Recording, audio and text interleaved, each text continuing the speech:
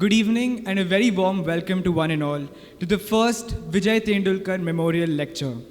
Before we begin, I would request you all to switch off your cell phones or switch to silent mode to avoid any disturbances during the session.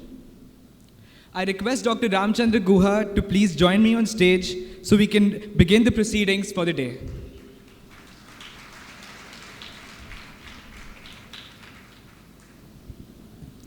Vijay Tendulkar is one of the most remarkable literary figures of the past century. A writer, playwright, journalist, political commentator, television and movie writer, Vijay Tendulkar had done it all. Vijay Tendulkar's time was a turbulent period for Marathi theatre. His play Ghashiram Kotwal was banned for a brief period, but after the ban was lifted, the play bounced back to gain fame outside Maharashtra and even beyond India. Gidhade was another play that shocked the conservatives. Demonstrations were staged outside theatres. His play Shantata, Court Chalu Ahe, had caused a stir when it was first staged in 1967. There were angry debates, yet these debates were mostly civil.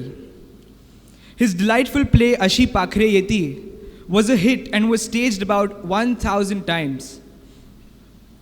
Vijay Tendulkar's legacy is one of active and consistent resistance to efforts of those attempting to muzzle free speech and independent voices. We want to celebrate that courage of conviction by organizing a memorial lecture in his name every January from this year onwards. The organizing committee of Vijay Tendulkar Memorial Lecture believes that Mumbai is in need of a revival of its intellectual culture and academic environment, both of which have seen a secular decline over the years. We wish to create a platform for Mumbai's youth to get a chance to engage in rational and progressive discourse by organizing such lectures, among other things, in the future. In keeping with the tradition that Vijay Tendulkar represented, the first memorial lecture will be on 8 threats to freedom of expression in India, and will be delivered by one of India's leading historians and public intellectuals, Dr. Ramchandra Guha.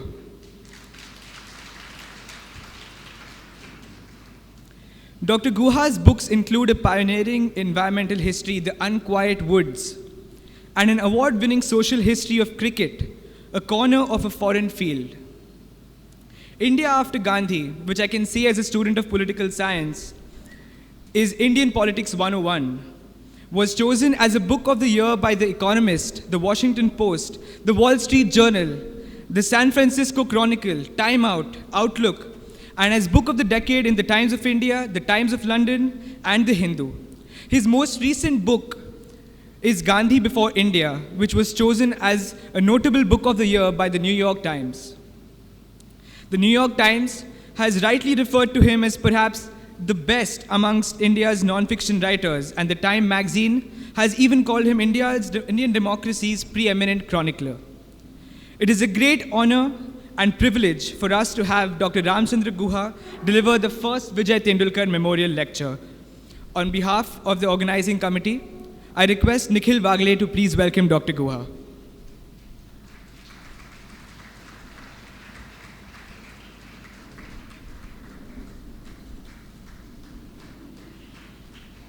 Thank you. I now request Sir to begin his lecture.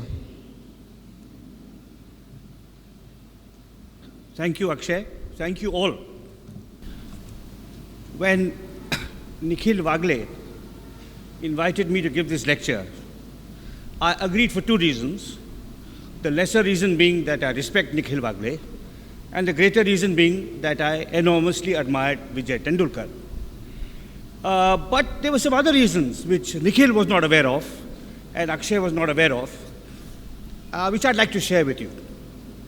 The first is that Mumbai is my favorite Indian city, and has been so for a very long time. You know, it may be an exasperating city, a complicated city, sometimes a depressing city, but in my view, as I wrote in an essay some years ago, it's really only one of 3 world cities. London and New York are the only cities comparable to Mumbai in its historical depth, cultural diversity, aesthetic and literary and scientific vigor, and sheer zest and energy. So that's the first reason I agreed. It's always nice to come to Mumbai.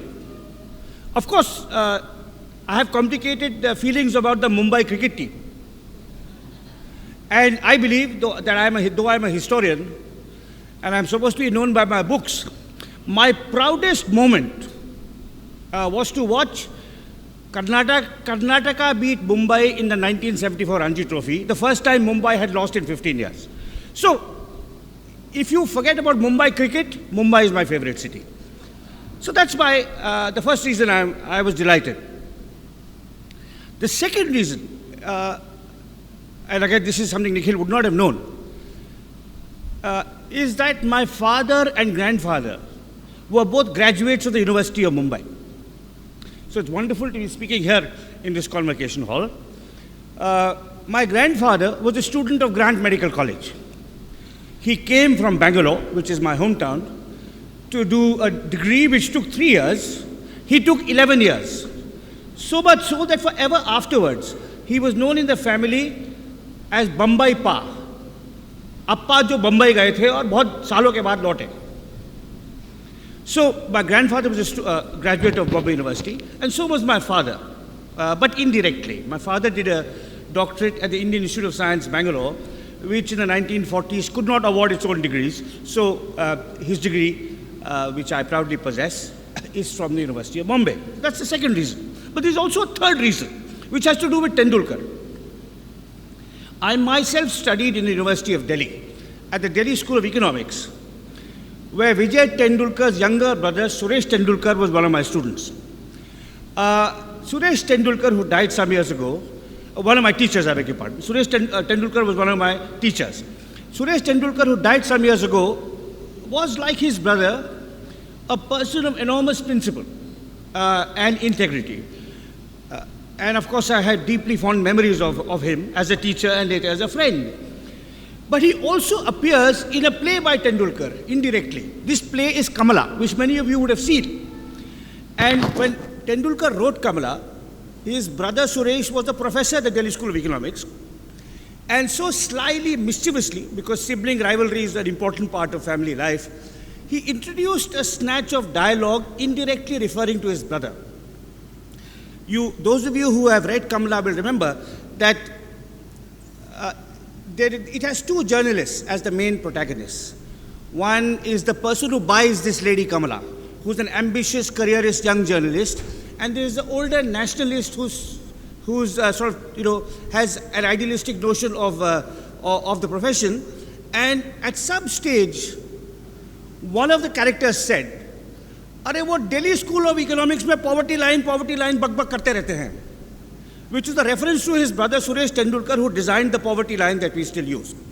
So, because of I like Mumbai so much, because my father and grandfather studied in the university, and because I was taught by Tendulkar's brother, I'm triply grateful and honored to be giving the inaugural Vijay Tendulkar lecture.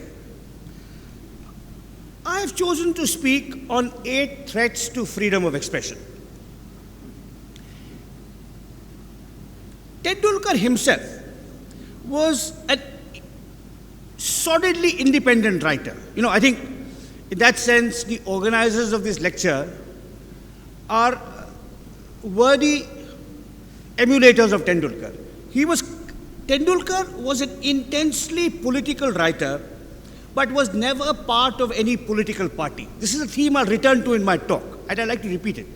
Tendulkar, in his plays, in his other writings, was an intensely political writer, but he was never part of a political party. And I think that independence from parties and politicians was a crucial aspect of his, qualities of integrity and character.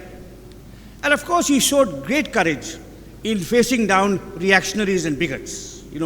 I think in our time, we need more Tendulkars. There's a question I'll raise later on in my talk as to whether Tendulkar would have faced even more criticism and hostility and blind prejudice today than he did in his own time.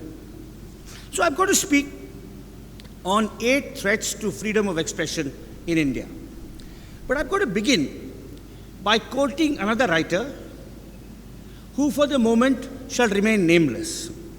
This writer said, and I quote, "No one can transfer to another person his natural right or ability to think freely and make his own judgments about any matter whatsoever." I repeat, no one can transfer to another person his natural right to think freely and to make his own judgments.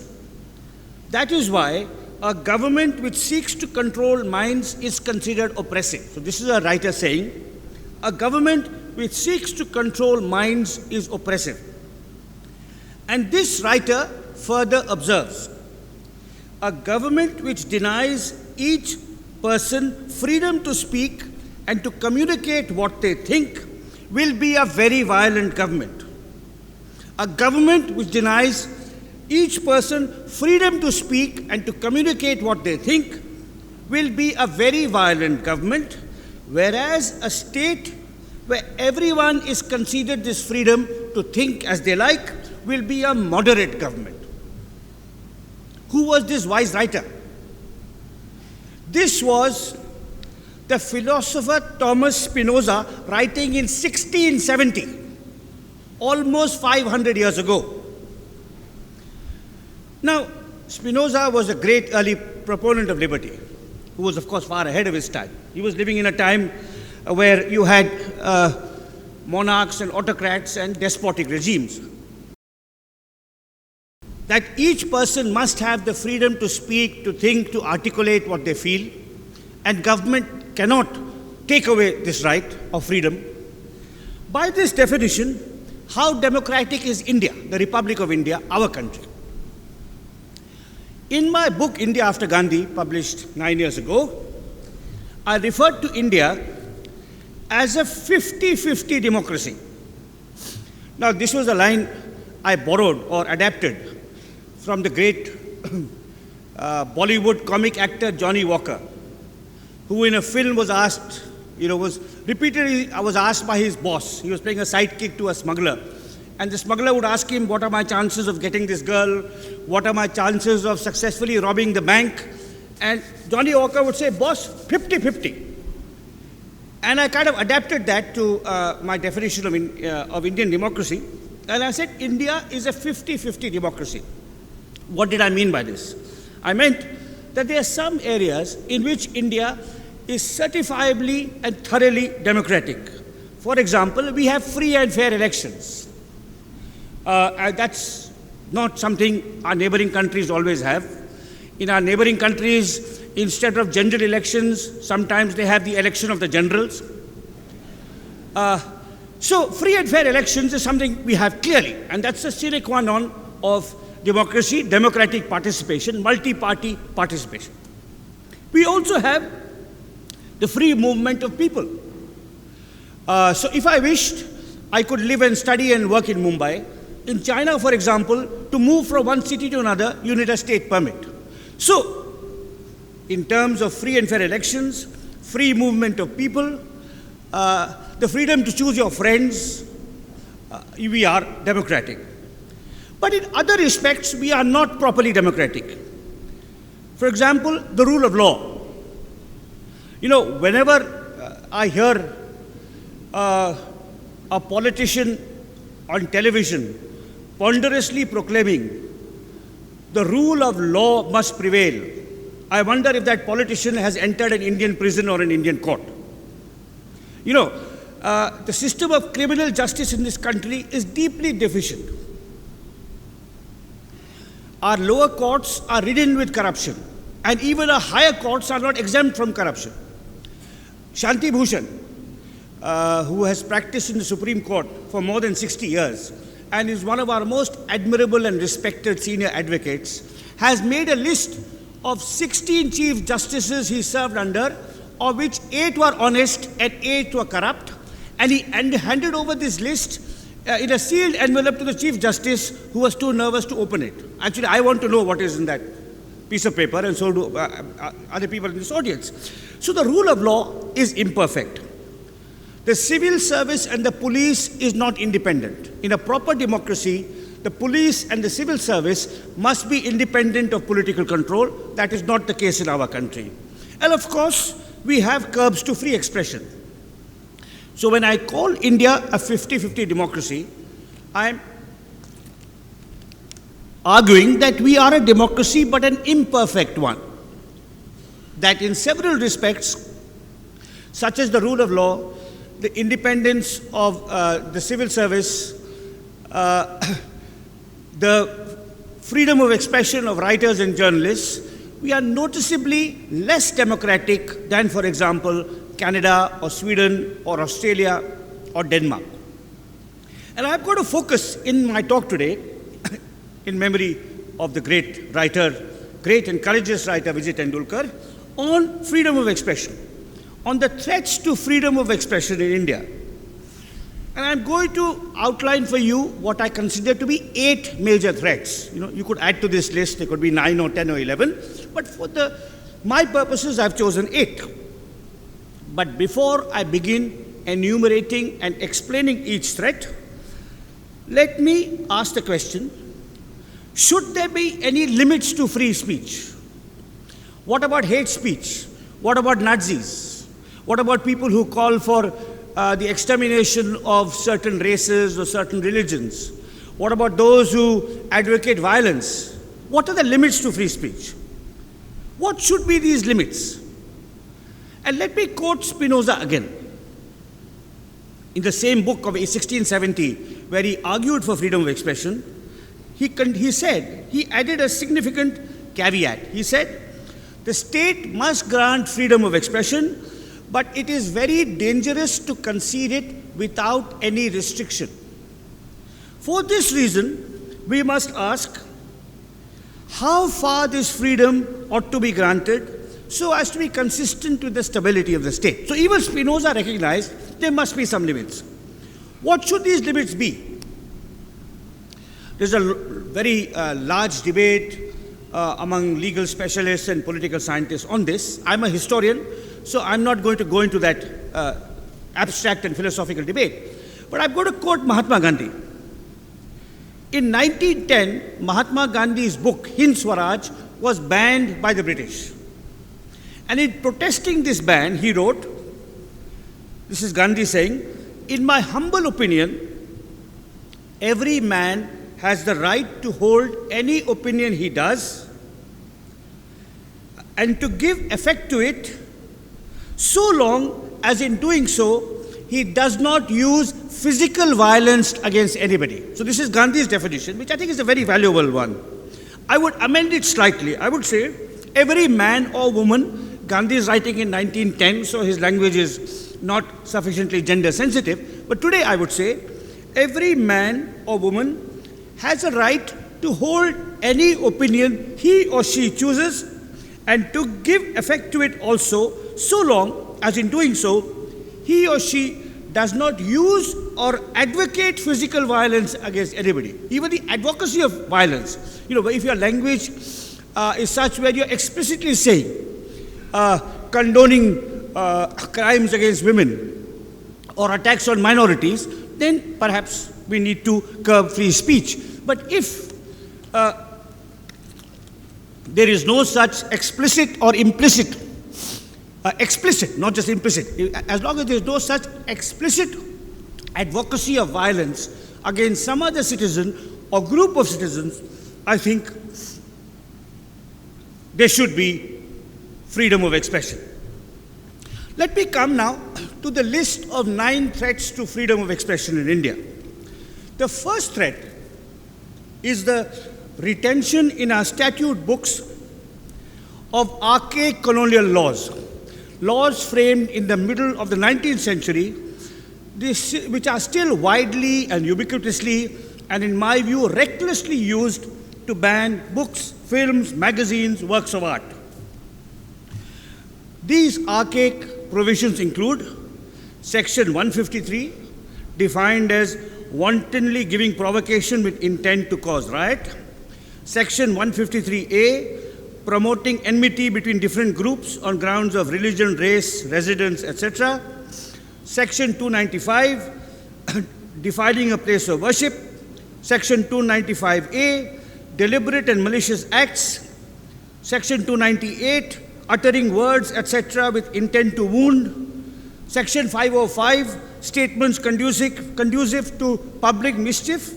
And most dangerously, Section 124A of the Criminal Procedure Act, which says, this is the so-called sedition clause, which says, whoever by words, either spoken or written, or by signs, or by visible representation or otherwise, brings or attempts to bring into hatred or contempt, or excites or attempts to excite disaffection towards the government, shall be punished with imprisonment for life. So it's very wide latitude given to the state to curb freedom of expression under these laws. To the state and to courts. Gandhi himself was a victim of these laws. Gandhi, who never advocated violence in word or deed against anyone, was repeatedly arrested under Section 124A and sent to jail. So was Tilak before him, and so were many other nationalists. And he very much hoped that after independence they would be repealed. In fact, he wrote a famous essay in Young India in 1929 asking for a countrywide agitation for the repeal of the sedition clause, Section 124A. Tragically, post-independence, instead of doing away or watering down these provisions, the state retained and strengthened them. And a rather retrograde step in this direction was the first amendment to the Constitution, which was passed in 1951 when Jawaharlal Nehru was the Prime Minister and B.R. Ambedkar was the Law Minister. This amendment was prompted by left-wing and right-wing attacks on the Indian state. In January 1948, Mahatma Gandhi had been murdered by a Hindu fanatic. 6 weeks later, the Communist Party of India met in a secret conclave in Calcutta and declared war on the Indian state. And this started a violent insurrection. And at this time, 1948-49, the Republic of India, or the nation of India, was young, insecure, disunited. There was a worry that it would be strangled at birth, that these left-wing and right-wing fundamentalists would destroy India. And Nehru, Patel, and Ambedkar, Nehru as Prime Minister, Patel as Home Minister, Ambedkar as Law Minister, were worried, very worried about the stability of the state. And it's in that atmosphere that they passed the First Amendment. But the First Amendment, unfortunately, strengthened the powers of the state to curb free expression. The original clause in the Constitution, which was amended by Nehru and Ambedkar, this clause argued that the freedom of expression would be curbed only when it threatened to undermine the security of the state, when it threatened to overthrow the state. But this amendment replaced threatened to overcome the state with threats to morality, public order, and relations with foreign states. Much wider definition. If you say, I will restrict the freedom of expression if someone threatens to overthrow a legally established state. That's very precise. If you say, I will restrict the freedom of expression if a novel or a film or a work of art is dangerous to public morality. Who is to decide public morality? And relations with foreign states. It's much wider latitude. And based on this amendment, state governments have passed draconian laws, putting in place further curbs on freedom of expression. In Chhattisgarh, for example, there is a Public Safety Act under which many journalists have been arrested just for doing their duty. So I think the First Amendment, which Nehru and Ambedkar passed in 1951, admittedly in a situation of insecurity and fragility, has been widely misused. So that's the first threat. The laws are not sufficiently broad and elastic to permit proper freedom of expression. That's the first threat. The second threat are imperfections in our judicial system. Lower courts across India are too quick and too eager to entertain frivolous threats. I can just go anywhere, put a case, and it may be a frivolous case which the judge should throw out, but he will entertain it. And this has been used in very ingenious and mischievous ways by those who seek to curb freedom of expression. For example, there is a man whom some of you would have heard of called Dinanath Batra. He's a right-wing Hindutva ideologue in Delhi who routinely goes to court to protest against certain books. He first did it with A.K. Ramanujan, the great scholar from Karnataka who wrote a famous essay, 300 Ramayanas, to get that banned. Then he did it with Wendy Doniger's book on the Hindus. And all his cases are filed in a small Punjab town called Dera Bassi, because he knows that the judge in Dera Bassi will entertain his frivolous cases. Likewise, there is an entrepreneur called Arindam Chaudhary who runs a racket, an education racket called IIPM. And if anyone criticizes him, he will file a case in Silchar in Assam. So if Nikhil Wagle rightly criticizes him in Mumbai, supposing Nikhil Wagle finds that IIPM is not doing above board activities and writes an article in a Marathi newspaper, Arindam Chaudhary will file a case in Silchar and Nikhil Wagle has to go there to get bail. And this is widely misused. I mean, M.F. Hussain, our greatest modern artist who had to tragically die in exile, there were more than a dozen cases filed against him all over India. At the age of 85 or 90, he was expected to recruit a lawyer to go and fight them. So, lower courts are too quick, too ready to interfere with freedom of expression, to entertain mischievous, malicious, frivolous cases against a book, a work of art, a film, or a play, or what have you. Now, the higher courts are usually more sympathetic. It must be said that the Bombay High Court next door has a reasonably good record. The Supreme Court also has a reasonably good record in protecting freedom of expression. But by the time they act, it may take years or even decades. If someone files 6 cases against me in Dera Bassi and Silchar and other such places, by the time I get it to the High Court, my book may have already been banned for 6 years. And it's just a form of harassment, vindictive and pernicious harassment in which the judges of lower courts are complicit, because most of these complaints are really malicious and nasty and should be thrown out. They should not even be admitted. So that's the second threat, imperfections in our judicial system. The third threat to freedom of expression in India is the rise and increasing importance of identity politics. The life of a book or a film or a work of art is increasingly captive, is increasingly threatened to the ease with which any community whatsoever can complain that his sentiments are hurt by it. The icons of each region, each religion, each caste, each community, each linguistic group have become totally immune from criticism. You cannot criticize them. You cannot criticize Subhash Chandra Bose freely in Bengal, as Khushwant Singh found to his discomfiture. You cannot criticize Savarkar as far as the upper caste Hindus are concerned. You can't objectively assess Shivaji as far as the Maharashtrians are concerned, or Sardar Patel as far as the Gujaratis are concerned, or Ambedkar as far as the Dalits are concerned. I can give you hundreds of examples.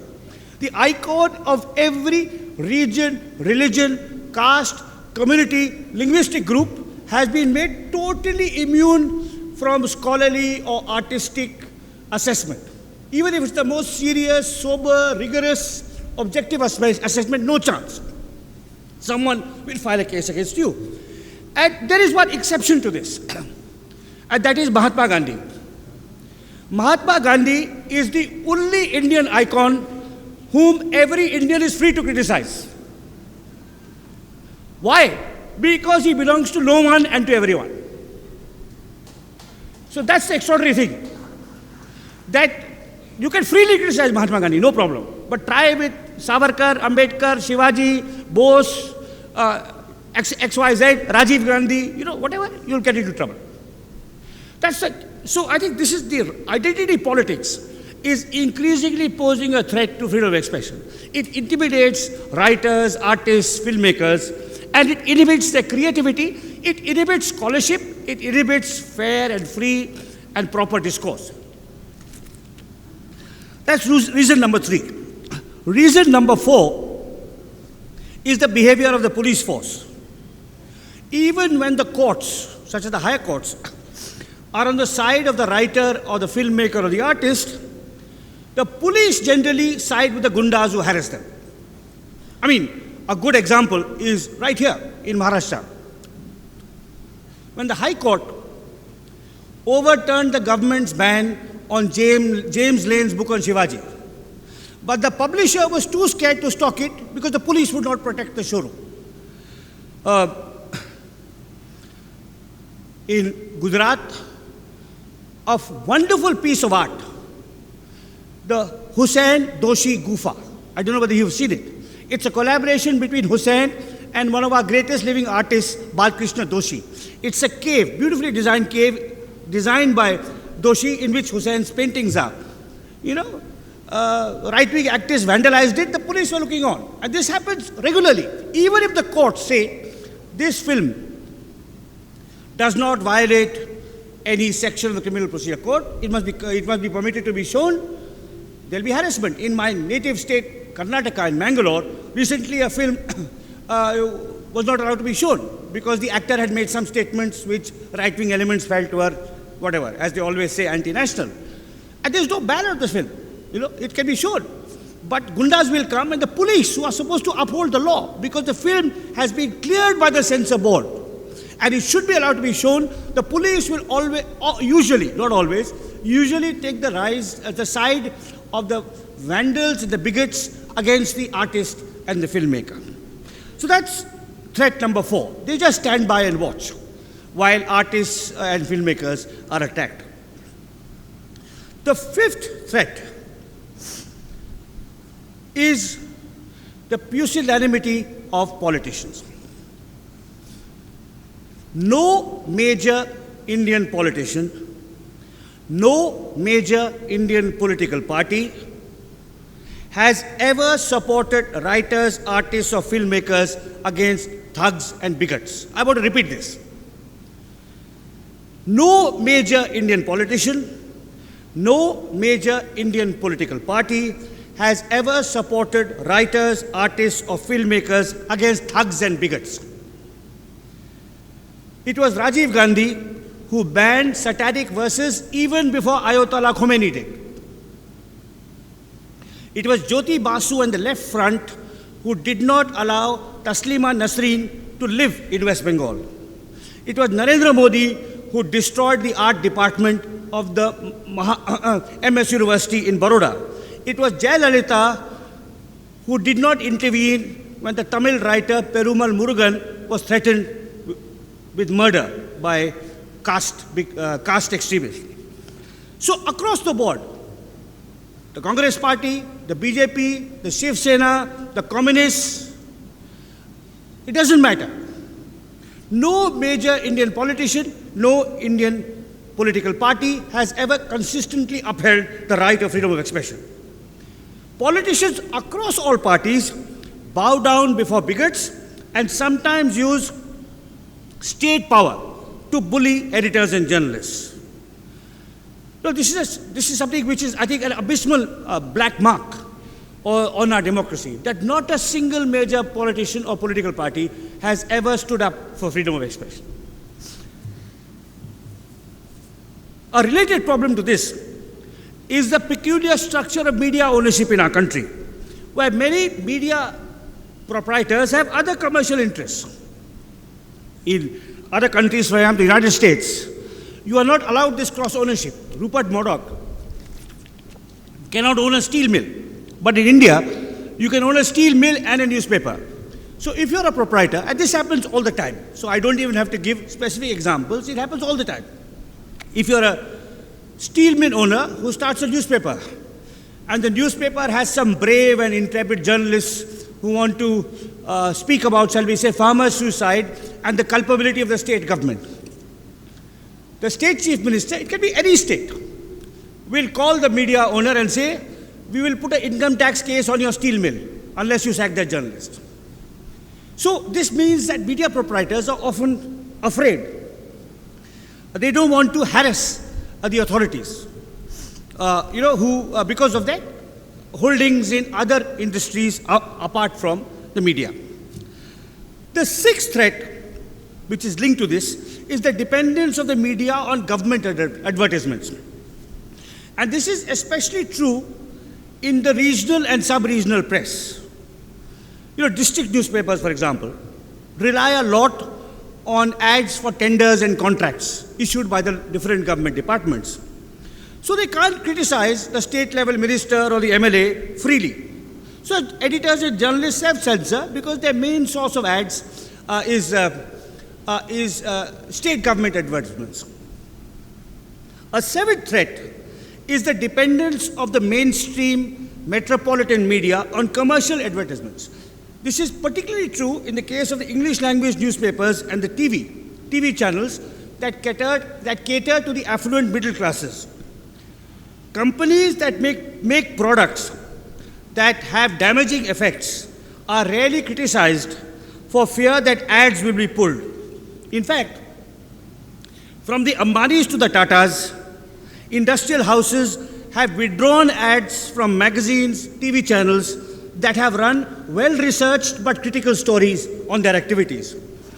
And one tragic manifestation of the pressure that commercial advertisements have on curbing press freedom is the death of environmental journalism in India.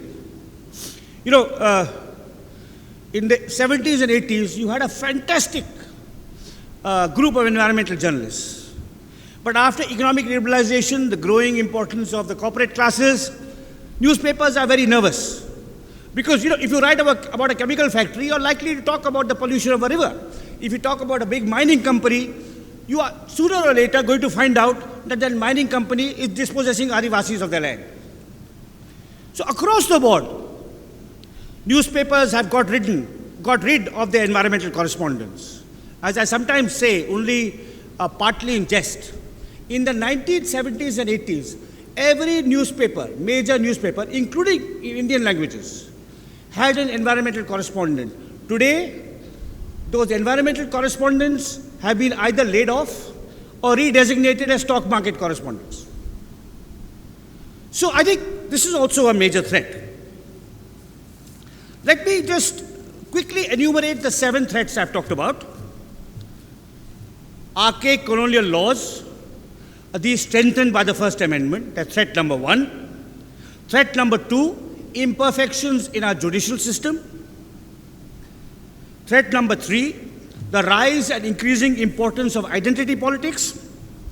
Threat number 4, the complicity of the police force, which invariably takes the side of the gundas and the bigots against artists, filmmakers, and writers.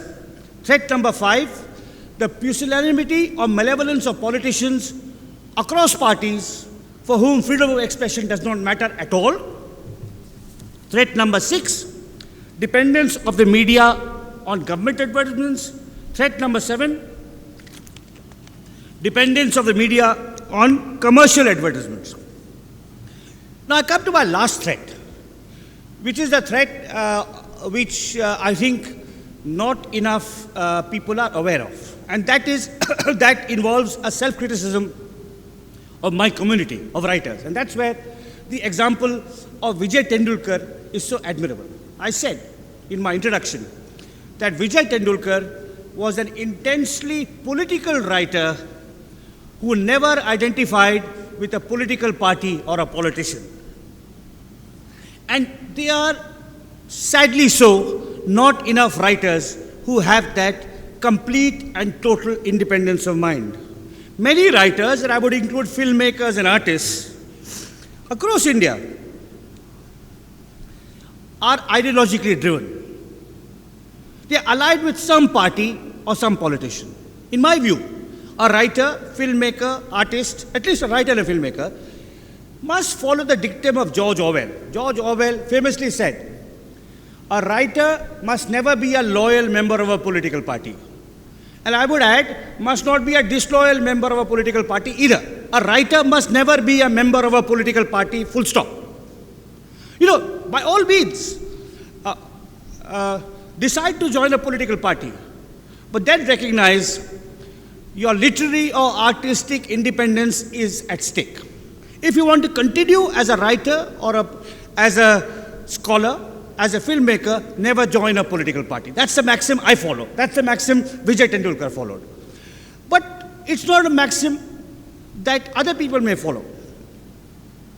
In India, too many writers, scholars, editors identify with a particular party or even with a particular politician, thus twisting or suppressing facts in what they write or print. And of course, this is true in Delhi, it's true in the state capitals. In Delhi, it is very ubiquitous. I mean, if you think of journalists, for the last 30 or 40 years, so-and-so journalist was close to Narasimha Rao. So-and-so journalist was close to P. Chidambaram. So-and-so journalist is now close to Arun Jaitley. So not only it's not just that journalists or editors are pro-BJP, pro-Congress, pro-communist, they sometimes go to the extent of promoting the interests of a particular politician. And I think this is a betrayal of the writer's obligation to political and ideological independence. And this betrayal occurs across the spectrum. There are writers who are propagandists for the Bharatiya Janata Party. There are writers who are spokespeople for the Congress. There are writers who are apologists for the Communist Party of India, Marxist. There are writers who are useful idiots for the Naxalites. Across the board it happens. And I think this is a betrayal of the writer's craft. I mean, I absolutely believe that you have, of course, as I was coming here, I was accosted by a young student who said, "Sir, socially you have very left of center views, but in economics you're a centrist." So I said, that's a very acute diagnosis, and I was trying to explain it. This is why I believe in centrist economics and left of center social views. So I have political views. But I don't belong to a party. Every person has his opinions. Writers have a philosophy. They think they have a diagnosis of where society is going. They want to move it in a certain direction. But to retain the independence, to protect and enhance the quality, the aesthetic or literary quality of their work, is absolutely crucial that you stay away from a particular party or a particular politician. Otherwise, you'll find there's a very slippery slope. And if I may continue this self-criticism and this self-examination, it's my fellow leftists who are often too guilty of it. Many of my fellow leftists rightly criticized Hindutva fundamentalists for persecuting M.F. Hussain. But the same leftists stayed silent when the CPM government in West Bengal persecuted Taslim Anas Singh. So I think this kind of double standard is inimical to independence.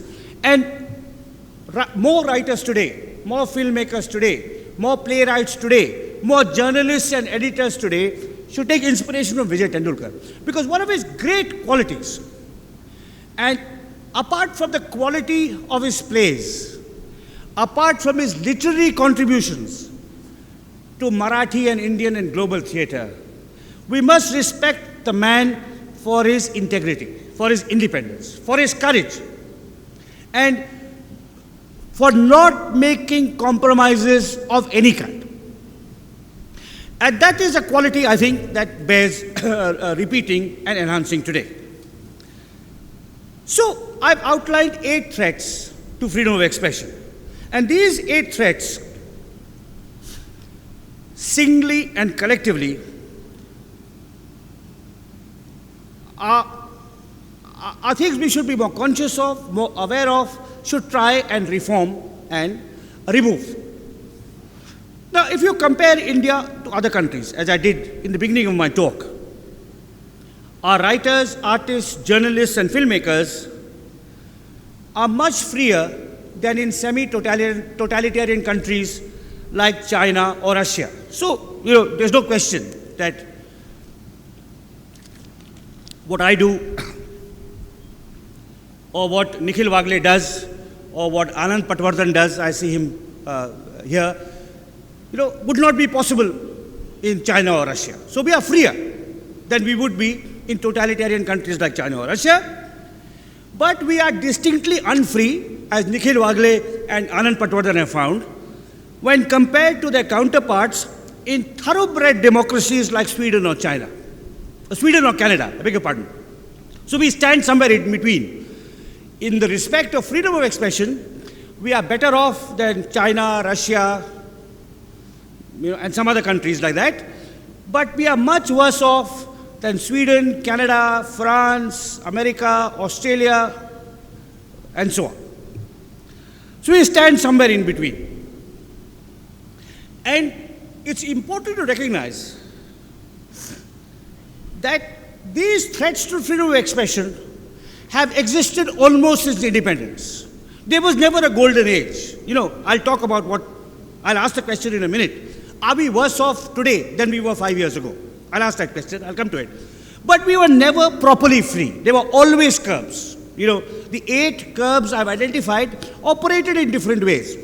So a writer or a filmmaker in India never had the kind of freedom to pursue his craft uninterruptedly that, shall we say, a French or a Scandinavian writer has. The question there is, has it become worse? And this is a question, of course, raised by many debates in the last few months and years. Has it become worse? Now,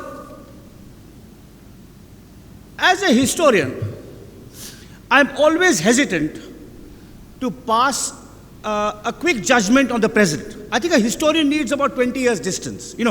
A true judgment as to whether freedom of expression was worse in 2015 than 2014 can only be made 20 years from now.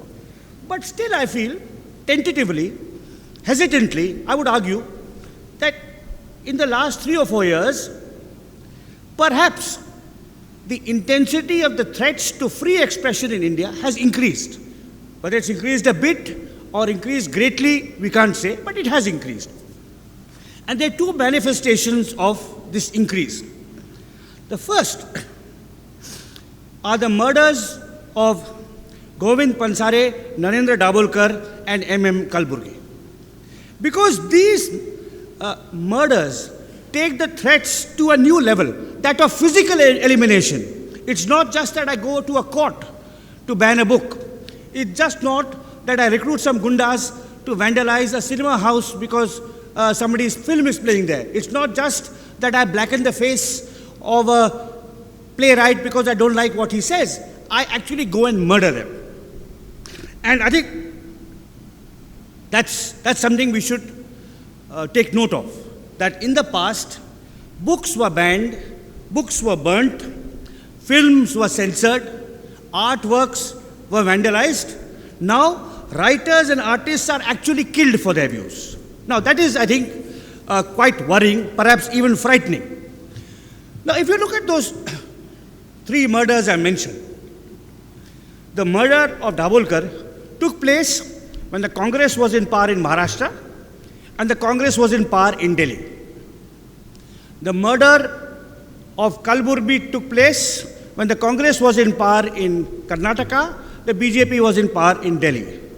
The murder of Pansare took place when the BJP was in power in Maharashtra and the BJP was in power in Delhi. So both the Congress and the BJP governments, either center or state, in a sense, did not prevent these murders. What was common to all 3, whether they occurred in BJP or Congress states, what was common to all 3 is all 3, so far as the evidence we have suggests, all 3 were very likely murdered by Hindu fundamentalists. And this makes India a tragic mirror of Bangladesh. In Bangladesh, in the last couple of years, independent-minded writers and bloggers have been murdered by Islamic fundamentalists. And in India, it's the reverse. Independent-minded writers and artists have been murdered by Hindu fundamentalists. And I think this does show that things may be getting worse. Well, it's not just that your books are banned, it's not just that your films are censored, it's not just that your paintings are brutalized, it's that your life is taken for your views. You are physically eliminated for holding a view that is contrary to that of some other person. And I think that is a slippery slope down towards anarchy and certainly deterioration of democracy. So that's one respect in which I would suggest that things seem to be a little worse. The second way in which the situation may be worse is that the government in power in New Delhi is arguably the most anti-intellectual and Philistine ever to rule in Delhi. Now again, there was no golden age. It's not as if the Congress government made great appointments. No, please. The Congress government usually appointed chamchas. If you wanted a job to head an influential intellectual organization, academic organization, government, art or culture body, when the Congress is in power, you had to be a chamcha of someone who was a chamcha of someone who was the chamcha of Sonia Gandhi. And then you had a chance of getting the job. All right. So, you may still have been great. You still may have been a fantastic artist. It's possible. But your scholarly or intellectual or artistic credentials were incidental. Today, however, you've got a step worse. You don't have to have any credentials at all. You just have to be approved by Nagpur and you'll get the job. So, if you look at the appointments of Smriti Irani, Mahesh Sharma, Sudeshan Rao, Gajendra Chauhan, Pankaj Nihalani, we are talking about, these do show that this government may indeed be the most anti-intellectual and Philistine of all the central governments we've had. But I would again warn you that this is not a problem peculiar to the BJP or to the center. It's across the board. Siddaramaiah, who's chief minister of my state, is much less willing to protect freedom of expression than Ramakrishna Hegde was, for example. All right, in Maharashtra, I don't know that well. Jayalalitha has much less appreciation of art, music, films, theatre, journalistic independence than Kamaraj or Annadurai did. So everywhere, the political class is becoming more hostile to artists, writers, intellectual creativity. So I do believe that things are getting worse. In 2007, in my book India After Gandhi, I called our republic a 50-50 democracy. 9 years later, I think our democratic credentials have slipped further. We are, and this is my last line, we are sadly and regrettably merely a 40-60 democracy. Thank you. Hello, sir. I am Poonam from RCWS SNDT. And my question is, do you think that scholars who are part of writing the textbooks, which are more or less the views of the state, are hampering the knowledge making and knowledge seeking of the young minds? Yeah. If yes, then how can we make knowledge free from this? No, I think that is a major problem. But I think, I was really, that's a very complex issue, which I didn't talk about, because you do need textbooks. My whole lecture was really aimed at writers who write books, editors who run newspapers, or journalists who file reports, filmmakers who make films, playwrights who have put on plays to perform. And my lecture was focused on threats to them. Textbooks is a kind of a gray area. It's a complex problem, because in a country like India, you can't only have private schools. You have to have some state schools. You have to have textbooks. Do you have a standardized thing? How do you orient them to our different regional histories? It's a very complex problem. And most governments have adopted an ideological approach. So the Congress will glorify Nehru, the BJP will glorify Shyama Prasad Mukherjee, the communists will glorify Lenin, and so on, right? And unfortunately, that's how it's happened. There have been some exceptions. the NCRT, under the directorship of Krishna Kumar, and under the oversight of a very fine historian called Niladri Bhattacharya, produced some excellent textbooks for high school. And they're really good textbooks for history, because they go away from Aurangzeb, Akbar, etc., to look at material factors, evolution of housing, of agriculture, of culture, of art, and trace the history of India through different parameters. Unfortunately, the NCRT books are only there in Kendriya Vidyalayas. And most textbooks, of course, are very bad. But fortunately, in the age of the internet, textbooks have a limited power to indoctrinate, because young people who read will then find other things. The dangers I was talking about are more to artistic and cultural creativity. That's, I think, because high quality, I was talking about the best films, the best works of art, the best artists who have, or the best journalists, who have constraints to free and fearless expression of their views. Textbooks is a kind of gray area where in a country like India, you do have to have, but everywhere you have this debate over textbooks. For example, in England today, you have a conservative government in power. So they want the school textbooks in England to not mention that the British Empire ever existed. Okay, that can't be done, because you only have to talk about great moments in British history. But that'll have to be a separate talk. I mean, I was talking about freedom of expression for, as I said, artists, journalists, filmmakers, and playwrights. Yeah. Dr. Guha, a question I want to ask is, excluding sort of banana republics compared to major countries, would you say that we've got a larger number of uneducated and therefore very narrow-minded politicians? Therefore, we get a lot of this being supported, which doesn't happen with our better...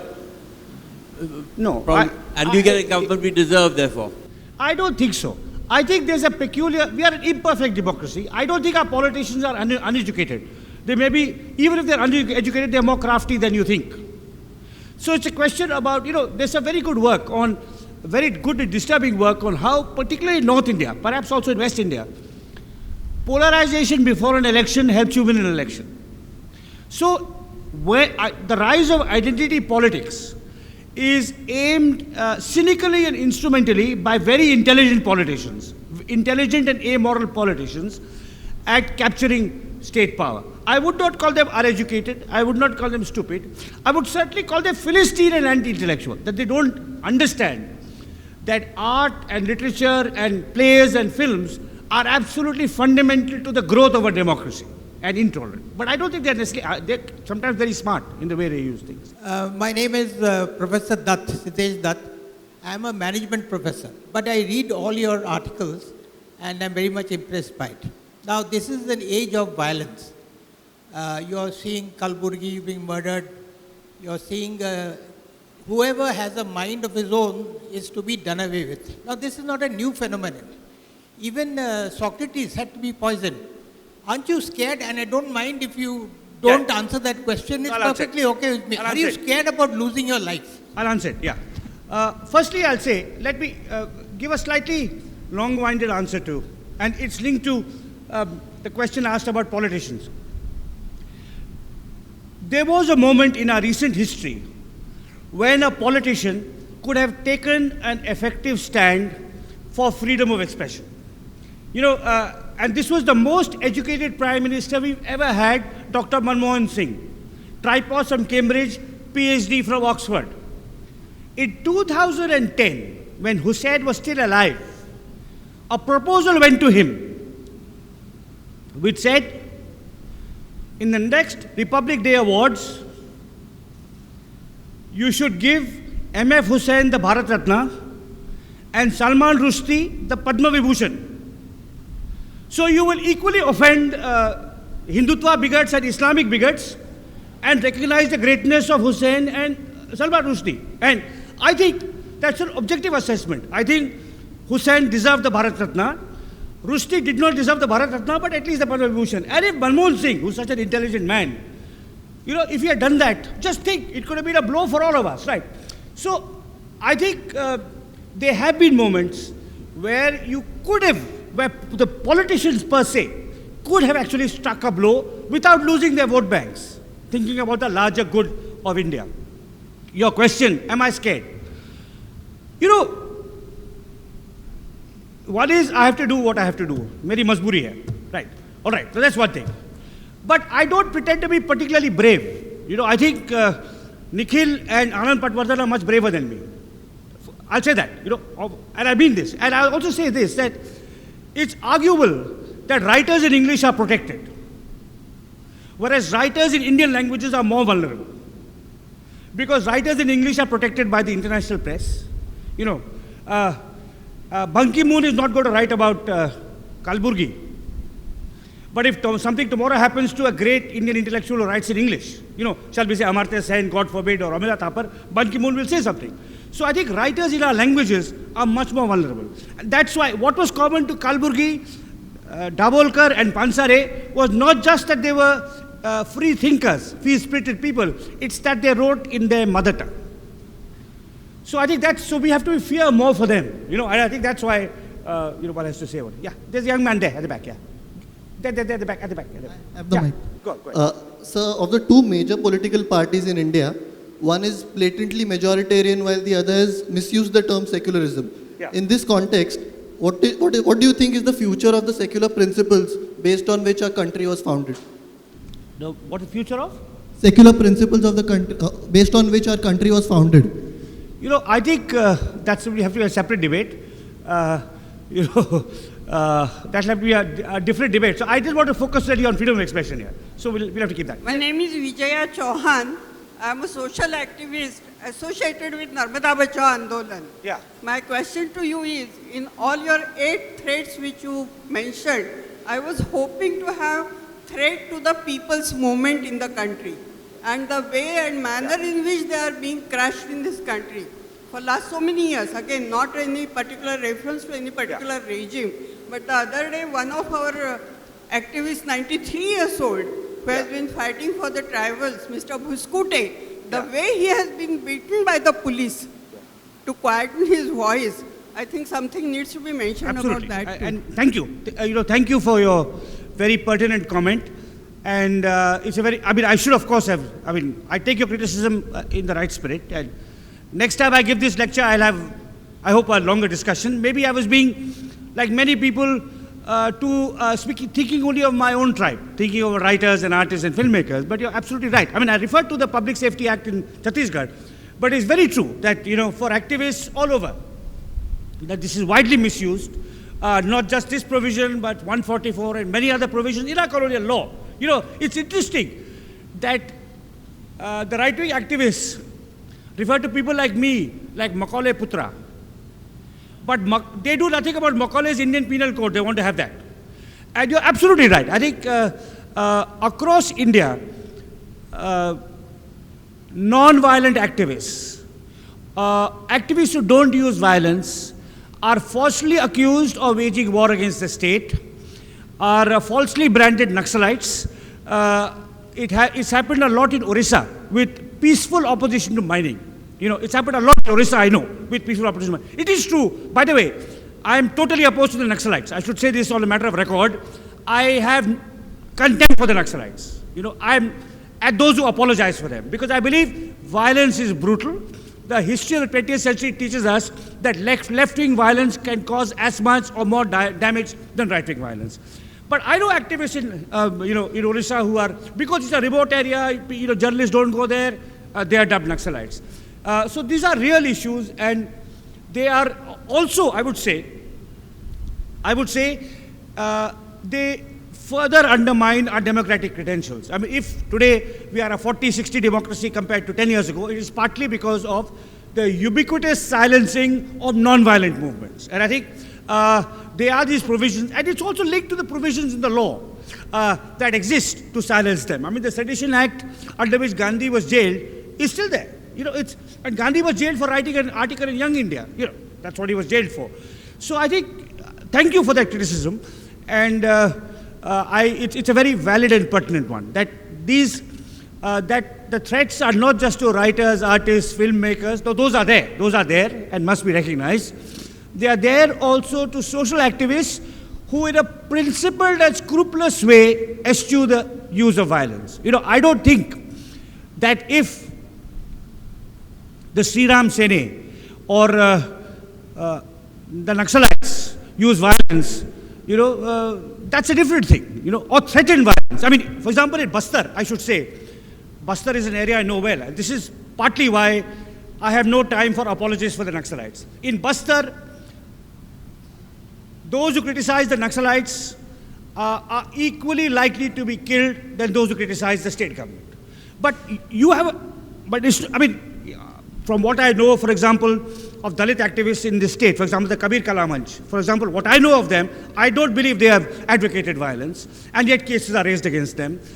In Orissa, in Uttarakhand, activists against the large dams in Uttarakhand, and this is also a very worrying threat. But I think I completely agree with you. I mean, that's something we should also be worried about. Yeah. My question is from the event of late Vijay Tendulkar's life.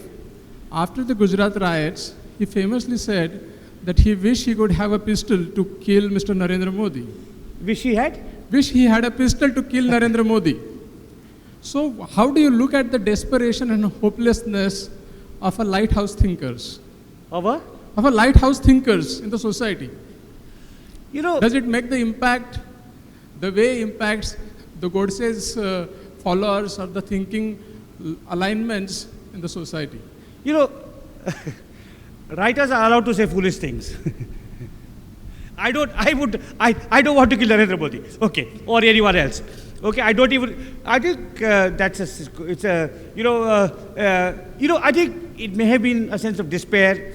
By the time the Gujarat riots happened, Tendulkar was in his mid-70s. He was ailing. And let me contrast what Tendulkar said. I did not know Tendulkar, by the way. I knew his brother, who was my teacher. I have read his plays and watched his plays. But a writer whom I know was Mahashweta Devi. Mahashweta Devi was about the same age as Tendulkar. I think she just celebrated her 90th birthday, a little older than Tendulkar, so about 1 or 2 years older.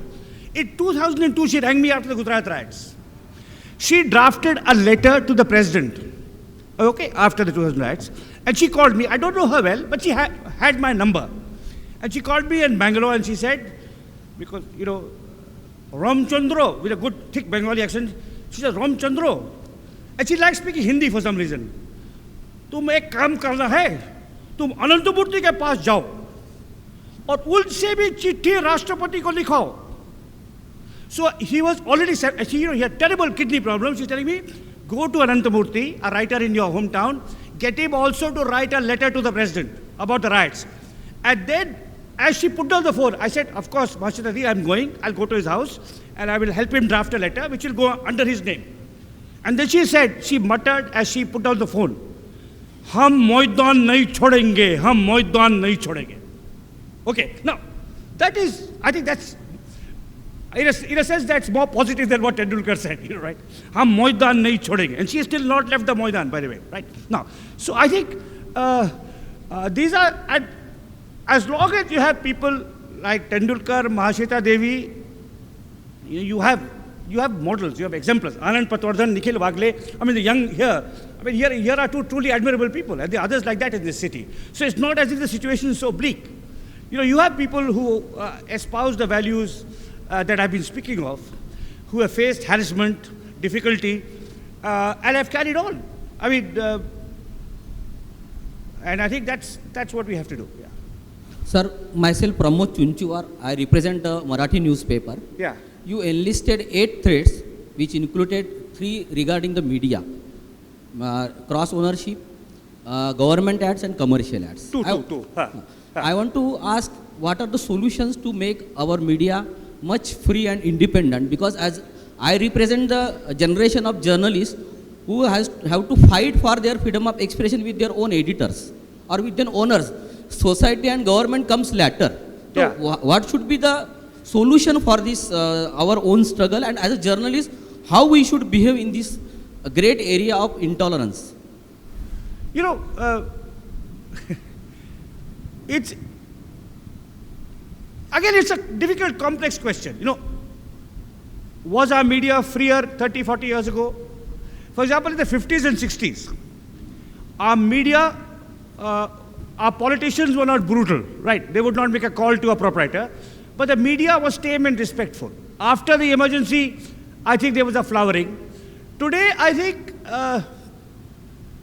I'm not sure that, of course the threats remain, but a greater challenge may be the dumbing down of the media, that they don't deal with serious issues. It's all about entertainment and celebrity and so on, right? So, again, I think the internet is a vehicle in which you can open up new spaces. Whatever other people do, if you retain your independence and your integrity and others, journalists here, retain it, that's a battle won. You know, there are some spaces that are independent. I mean, one of the reasons, I write in English and my articles also appear in Sadhana and in Marathi and in Hindi and in Tamil, but I write in English in the Telegraph. And I'm often asked, why do you write in the Telegraph? And I write in the Telegraph for two reasons. One is sentimental, that I did my PhD in Calcutta, and that's where I was intellectually shaped. And the second is that among the English language newspapers, the proprietor of the Telegraph is the only one who will never interfere with a columnist. Never. So there are still, even in the mainstream English press, you will find some proprietors who believe in liberal values. But I think each of us has to carry on this battle, you know, in our own way. Sir, you spoke about how an artist, a writer, a filmmaker, or anybody for that matter, the independence is curbed when they, say, associate with a political party. But again, that independence is curbed, say, with a publisher or with a newspaper they're writing for, or any other institution they associate themselves with in some way. And the artist's job is to fight that in whatever way they can. So, is it, you said it's that to associate with a political party, they'd be losing their independence, but would it not benefit the political scenario of our country if intellectuals and thinkers got into politics and maybe we'd... Yeah. No, that's a good question. I think, yes, I mean, obviously, it would be good if there were more thoughtful people in politics. You know, yes. So, by all means, I respect those bright young people who want to join politics. Idealistic, bright, well-read, thoughtful young people who want to join politics. So, yes, that would be good. But that's a different profession with its own compulsions, its own views. I was talking about the artistic and literary profession. And there I believe in the artistic and literary and filmmaking profession and playwriting professions, identification with a political party is inimical to independence. You know, and let me say that the writer's job is a modest one. A filmmaker's job is slightly more important because he or she shapes more people, right? But it's still a craft with its own values, its own ethos, which you must cherish and deepen. And it still plays a role in society. Maybe politicians and businessmen are more important than me, perhaps. But that does not mean that I must compromise the essential ethos and values of my craft. So, sure, you know, young people who want to join politics, sure, by all means. Young people who want to become writers, filmmakers, journalists, I want to say one word, which I will say after the next question, because I want to say something which does not leave you, make you leave this hall in excessively pessimistic or bleak state of mind. I'll come to that, but after this last question. At the back, yeah. Thank you, sir. Actually, my question is, why people are so sensitive on the name of dharma? In these days, basically from some past years. Dharma? Yeah, on dharma. Religion. Yeah. No, I think this is a very important question. Many people have written about it, not just me. Many years ago, one of my teachers at the Delhi School of Economics, this is at the time of the Ramchandra movie movement, made a very perceptive point. She said that what the Hindutva forces want to do is to create an Islamic state for Hindus. You know, other people have talked about a Semitization of Hinduism. So, what they want to do is to recast Hinduism in the mold of medieval Islam. You know, in the medieval Islamic polity, what you had was, you had full citizens who were the Muslims. You had the Jews and the Christians who were called dhimmis, who were second-class citizens, who are, as long as they paid their taxes and did not misbehave, could practice their trade. And you had kafirs who were outside the pale. And that's exactly what Hindutva forces want to do. They want to freeze, they want to mimic the Islamic State. So you have, like they have Mecca, we'll have Ayodhya. Like they have mullahs deciding they want sons and sadhus and Shankaracharyas deciding what we should do, what we should wear, and so on. So this is something which I think, it's a curious thing that you're mimicking your enemy. I mean, if you talk to a Hindutva person, he'll say, my greatest enemy is the Islamic fundamentalist, but he wants to become like the Islamic fundamentalist in all major respects. I think that's what is worrying. I mean, if you look at blasphemy, I mean, you just have to go to Khajuraho and look at our, what we thought. I mean, you have to look at old temples. If you go to old temples in Karnataka, you have caricatures. You have people making fun of priests. I mean, many of our, many of the bhakti poetry is mocking, sarcastic. And, the question of blasphemy doesn't exist historically in Hinduism, but we have adopted it from Islam and Christianity. So the dharma has been frozen. Essentially, Hindutva forces, Hindutva leaders, Hindutva ideologues have a very narrow, monochromatic understanding of Hinduism. And I think that's what we have to battle. The last comment I wanted to make, so as to not to leave you in a pessimistic frame of mind. I believe for a long time that whatever the threats to freedom of expression in India, whatever the corruption of the state, whatever the poverty and inequality and violence around you, India is without question the most interesting place for a writer, an artist, or filmmaker to live in. Why? I should explain this. India is the world's most ambitious political experiment. Never before was a country so large, divided, made one. Never before was it run as a democracy. India is a country undergoing 5 multiple revolutions: the economic revolution, the social revolution, the cultural revolution, the political revolution, and the national revolution. So it's an extraordinarily interesting country. I mean, I am now close to 60. So let's say I have another 10, maximum 15 years of life ahead of me. I have about 20 book projects. I will do 1/4 of them. Anand Patwardhan, who is older than me, must have 10 or 15 films to make. Sadly, he won't have the time to make them. So if you're a writer, an artist, a filmmaker, there is no better country to live in, despite its problems. I'll just end with one last story. About 10 years ago, Salman Rushdie wrote a book called The Ground Beneath Our Feet, which is about rock music. In the same year, Vikram Seth wrote a book about classical music called equal music. And Vikram Seth was interviewed on television in BBC. BBC interviewed him and asked him. They said, it's a funny coincidence. Salman Rushdie has written a book on music. You have written a book on music. 2 Indian writers writing a book on music the same month. It's a very funny coincidence. So Vikram Seth answered him. He said, supposing 2 Norwegian historians had written histories of the pencil in the same month, that would be a coincidence. But India is a universal subject, music is a universal subject, so it's quite common that 2 Indian writers write books on music in the same month. So, I mean, as a citizen of India, it is frequently infuriating, hopeless, difficult, complex, exasperating to live in India. But as a writer, I'm privileged. As a writer, I would want to live nowhere else. As a writer, I would want to have 5 lifetimes in India.